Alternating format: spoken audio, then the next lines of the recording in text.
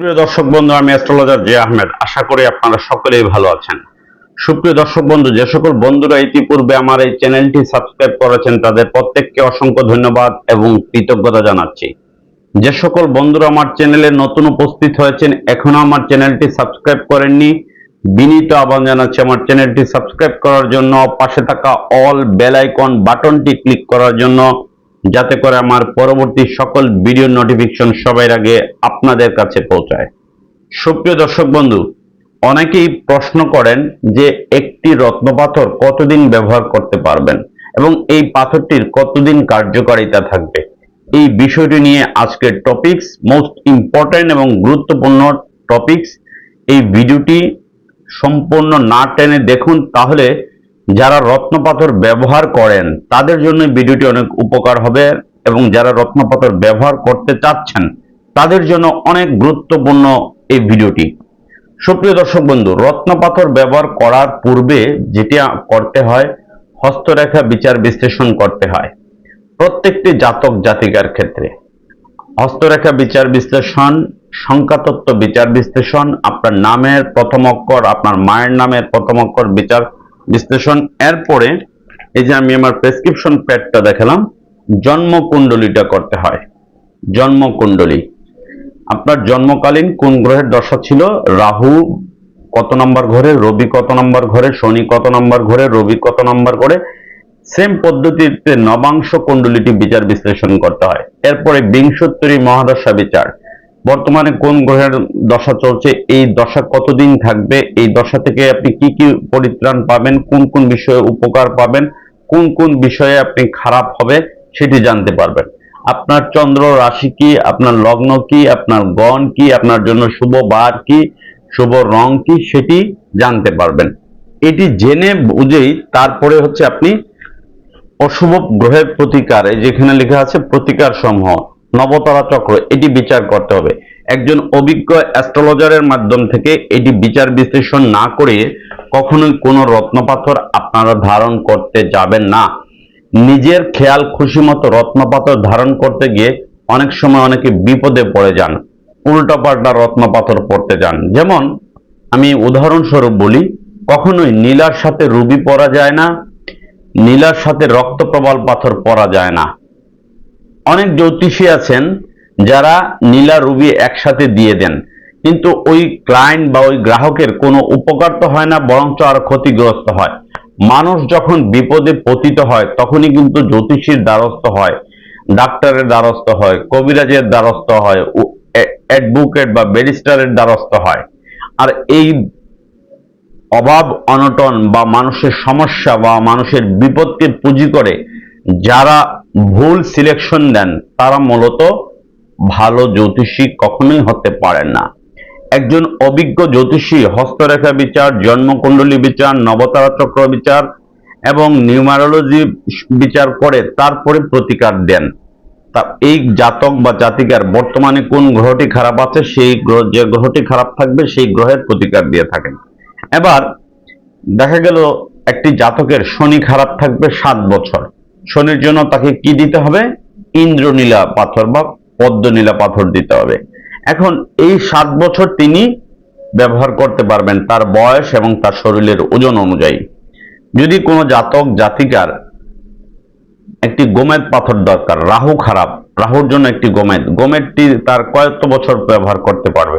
একটি রত্ন পাথর সর্বনিম্ন 3 বছর কার্যকারিতা থাকে, সর্বোচ্চ 19 বছর পর্যন্ত কার্যকারিতা থাকে। ক্ষেত্র বিশেষে কারো 3 বছর, কারো 5 বছর, কারো 7 বছর, কারো 9 বছর, কারো 11 বছর পর্যন্ত একটি রত্নপাথর ব্যবহার করতে হয়।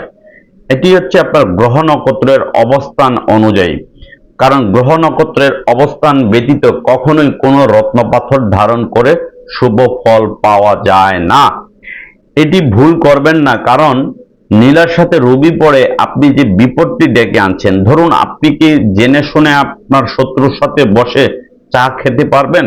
আপনি জেনে শুনে আপনার শত্রুর সাথে কি আপনি বসে কোথাও যাত্রা করতে পারবেন? কখনোই পারবেন না, কারণ আপনি জানেন যে এই শত্রু আপনাকে পিছন থেকে হোক সামনের থেকেও ক্ষতি করবে।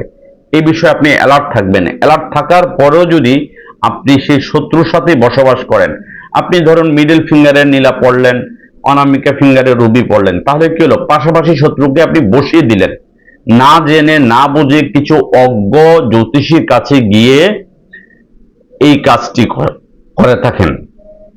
কারণ বাংলাদেশে অনেক ভালো জ্যোতিষী আছেন, আবার কিছু ব্যাসদারি নামদারি জ্যোতিষী আছেন যারা অনেক সময় জানেন না, চিনেন না, জহুরি নাম করে, বিভিন্ন মাজারের খাদেমের নাম ধরে বা বিভিন্ন নাম ধরে, ব্যাস ধরে তারা জ্যোতিষী পেশাটাকে পেশা হিসেবে নিয়েছে। জ্যোতিষী পেশাটা এত সহজ নয়।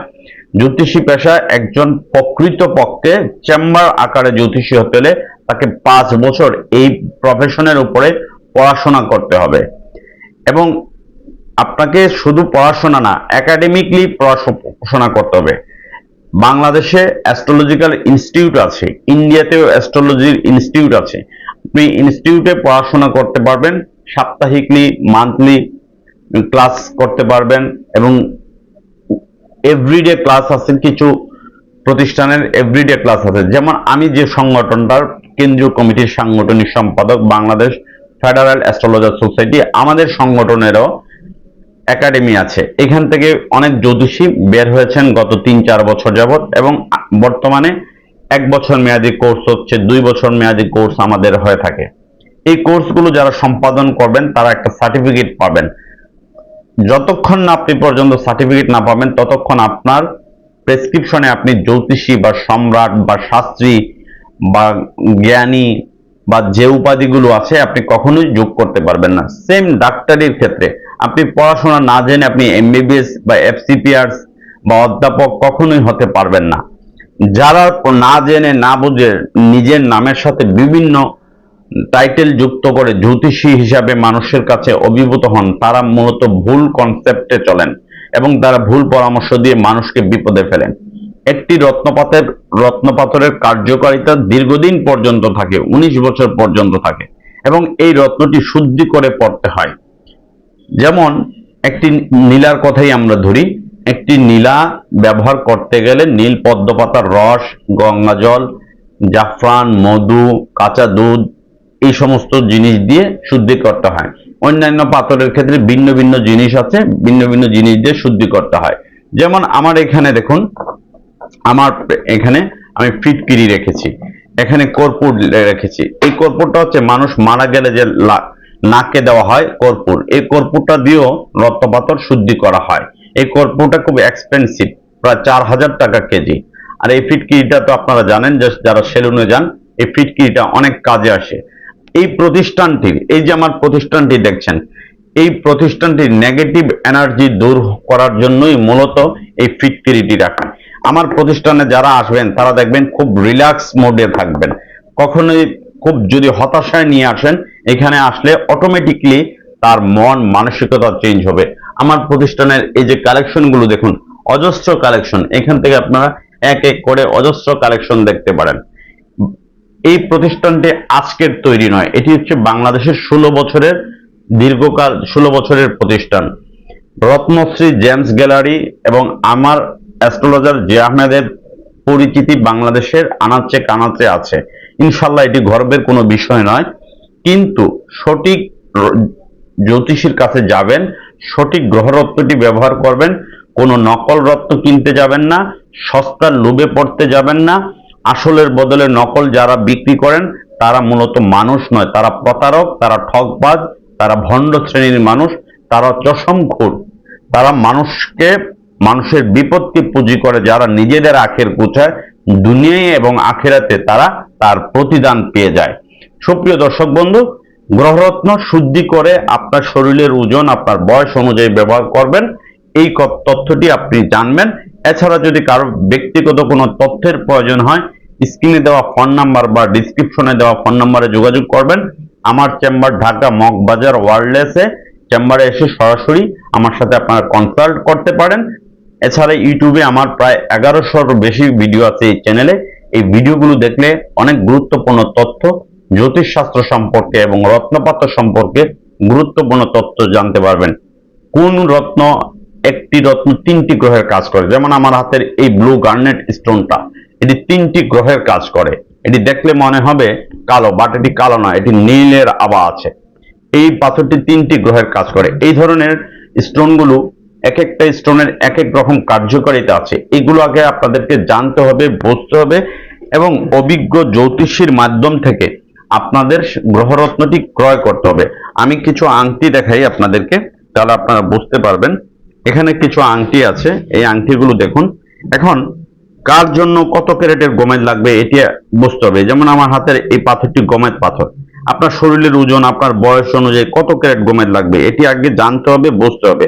এরপরে ধরুন একটি পোকরাজ পাথর। এই যে আমার হাতে যে পাথরটি দেখতে পাচ্ছেন, এটি হচ্ছে সিলোনি পোকরাজ। এই পোকরাজ পাথরটি আপনি কত বছর ধারণ করতে পারবেন এটি একমাত্র অভিজ্ঞ জ্যোতিষী আপনাকে বলে দিতে পারবেন। জ্যোতিষীর কনসাল্ট অনুযায়ী তিনি বলে দিতে পারবেন। এবার ধরুন এই একটি রুবি পাথর, একটি বার্মিজ রুবি আমি দেখাই।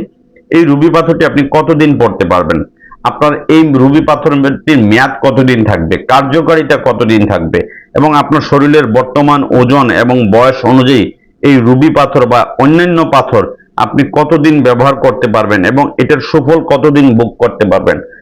মেডিসিন বা ওষুধ, ডাক্তারের ফার্মেসির ওষুধেরও কিন্তু একটা মেয়াদ থাকে, নির্দিষ্ট মেয়াদ থাকে। প্রত্যেকটা জিনিসের একটা নির্দিষ্ট মেয়াদ থাকে।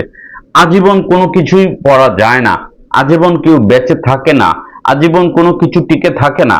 এই বিষয়টা আপনাকে জানতে হবে। সুপ্রিয় দর্শক বন্ধু, এই ভিডিওটি ভালো লেগে থাকলে ভিডিওটি লাইক, কমেন্ট, শেয়ার করবেন। আপনারা সকলেই ভালো থাকুন।